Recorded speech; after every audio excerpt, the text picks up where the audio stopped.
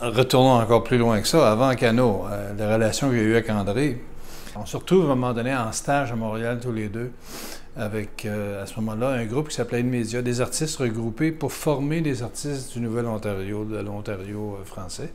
Puis il y avait là-dedans, toute l'épopée, mais en tout cas, on s'est ramassé là à l'hôtel Iroquois sur la plage Jacques-Cartier à Montréal.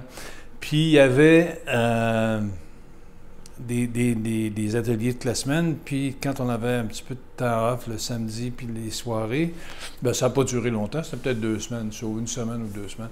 Mais à un moment donné, on allait en ville, puis on faisait, venant de Sudbury pour André, puis moi, venant de Hearst, ça nous donnait l'occasion d'aller voir Montréal un peu, puis d'aller voir les magasins de musique. Fait qu'on se ramasse d'un magasin de musique un samedi après-midi, puis là, on était dans le magasin, puis André, il voulait s'acheter une harmonica. Moi, je voulais faire arranger ma guitare. C'était un magasin, un luthier, Anton Wolfer, qui avait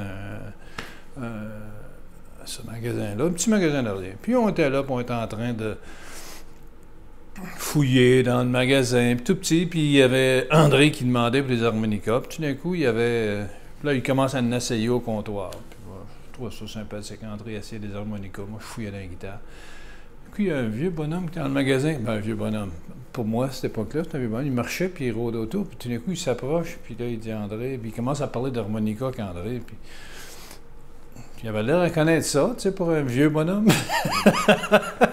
Il commence à parler avec André, puis André, il parle harmonica, puis là, ça reste pas accordé, puis c'est toujours, il faut changer ça.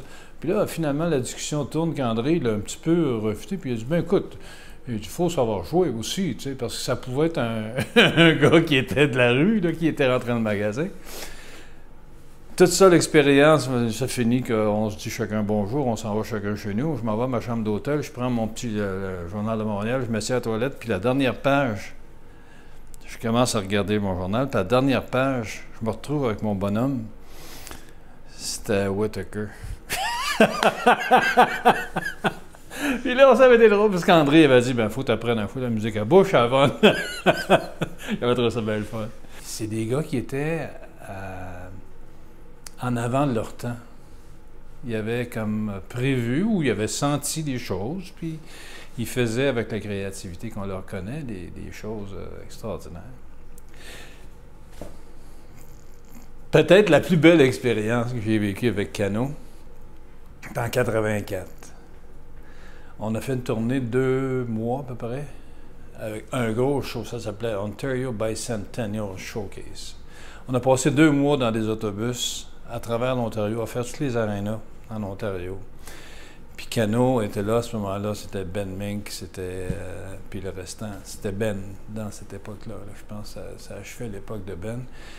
Puis j'avais eu un fun noir avec ces gars-là en tournée. Imagine-toi 2 mois en autobus, puis faire des spectacles d'aréna où t'es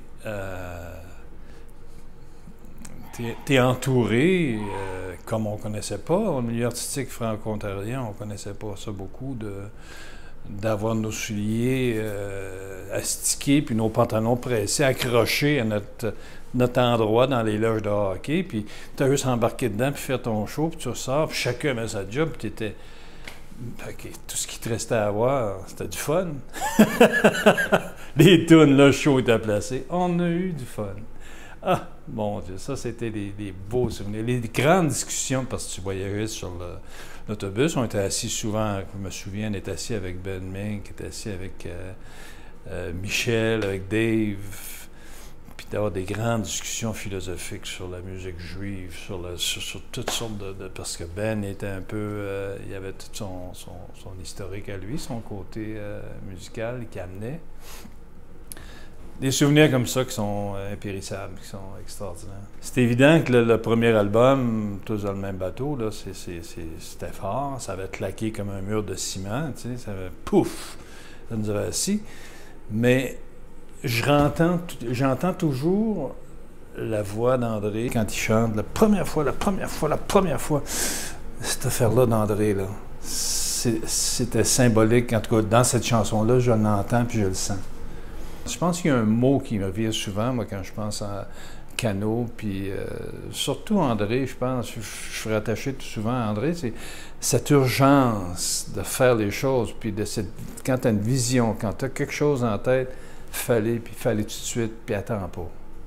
Ça c'est une leçon de vie extraordinaire. C'est drôle, comme fan, là, j'aurais le goût d'entendre les tunes de Cano, de réentendre le piano de Michel Kendall, tu sais, quand il faisait ses grandes passes de piano. Mais finalement, c'est peut-être ça, quand je parle de Michel, puis je parle de la guitare de Dave, puis je parle de l'ensemble, tout ça, puis le violon. Je sais pas s'ils vont avoir un violon demain soir. Et c'est de réentendre ce son-là. Ce son qui vient t'accrocher, puis c'est étirant, déchirant un petit peu des par-bouts, puis c'est planant. Tu sais, c'est ce son-là que j'aimais beaucoup. Puis c'est sûr que les chansons de Marcel puis d'André, là, de travers dedans, la voix de Rachel était bien importante aussi. Je me suis rendu compte de ça, comment que... Elle était toujours en arrière, là, puis c'est quelque chose que j'aimais beaucoup.